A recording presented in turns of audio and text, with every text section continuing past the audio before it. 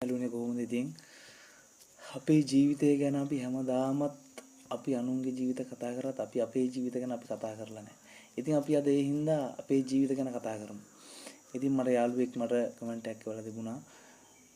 මම නැගිටින හැම වෙලාවෙම මම වැටෙනවා. මම කරන හැම වැඩම අසාර්ථක වෙනවා. ඉතින් අයියේ මම මොකටද මේ දේට මම මොකද්ද කරන්නේ කියලා. ඉතින් මම මේ හැම දෙයකටම මම උත්තර හොයනවා. ඉතින් මම මල්ට කියන්නේ ජීවිතේ අපි හැම වෙලාවෙම වැටෙනවා. අපි නැගිටිනවා. හැබැයි අපි වැටෙන හැම වෙලාවකම අපි නැගිටින්න උත්සාහ කරත් අපි වටනවා. ඒක තමයි අපේ ජීවිතේ. සමහර කොට්ටාසයක සල්ලි තියෙනවා, සමහර කොට්ටාසයකට සල්ලි නැහැ. අපි සල්ලි හොයන්න මහන්සි වෙනවා. ඒත් අපිට සල්ලි එන්නේ නැහැ. ඒ දෛවයේ හැටි කියලා අපි දෛවයට මිට දීලා තිබ්බොත් අපේ ජීවිතේ අපිට කොට යන්න බෑ. අපි හැම දෙයකම මහන්සි වෙන්න ඕන. මහන්සිය ප්‍රතිඵලයක් අනිවාර්යෙන් දවසක අපිට එනවා. ඒ ප්‍රතිඵලය ගන්න අපි උත්සාහ කරන්න අපි මහන්සි වෙන්න ඕන. අපි දුක් විඳින්න ඕන. අපිට හැමදාම ප්‍රශ්න එනවා ජීවිතේ. අපි ජීවිතේ හැමදේම ගැට ගහගෙන අපි ඉස්සරහට යනවා. අපි හැමෝටම ප්‍රශ්න තියෙනවා. එක එක්කෙනාට නොයෙක් ප්‍රශ්න තියෙනවා. මට විතරක් නෙමෙයි හැමෝටම. මේ වෙනකොට මට ප්‍රශ්න තියෙනවා. ඔයාලටත් ප්‍රශ්න තියෙනවා. හැබැයි මේ ප්‍රශ්න වලින් ගොඩ එන්නේ කොහොමද?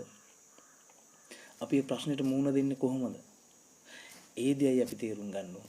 ඒ දේ තේරුම් ගන්නකොට අපි ප්‍රශ්නයක් විසඳන්න කලින් අපි 100,000 වාරයක් හිතනවා.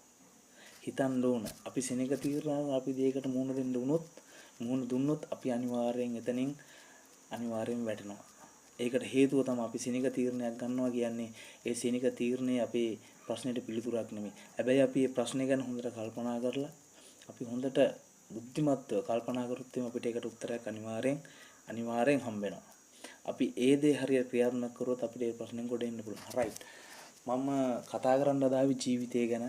ඇත්තරම ඔයාලට ප්‍රශ්නයක් තියෙනවා නම් මොන ප්‍රශ්නයක් මට කමෙන්ට් කරන්න. මම සබ්ස්ක්‍රයිබ් කරන්න නැත්නම් සබ්ස්ක්‍රයිබ් කරලා සහයෝගයක් දෙන්න. ඔයාලගේ ඕන ප්‍රශ්නයක් මාත් එක්ක කතා කරන්න පුළුවන්. ඒ දේ මම හැමෝටම කියනවා මොකද්ද තියෙන ප්‍රශ්නේ කියලා. ඒකට විසඳුමකුත් අපිම කතා බහ කරලා අපිම විසඳගමු. ඉතින් දැන් අද මම ජීවිතය ගැන බැරෑරුම්ම දැනක් තමයි අපේ හිත කියන්නේ. ඉතින් අපිට මොනවා හරි දෙයකට අපි මුල පුරන්න මොකක් හරි සම්බන්ධව අපි මොනවා හරි දෙයක් ගැන හිතනකොට අපේ හිත තමයි ඉස්සෙල්ලාම හැම දෙයකටම මුල් තැන ගන්නෙ.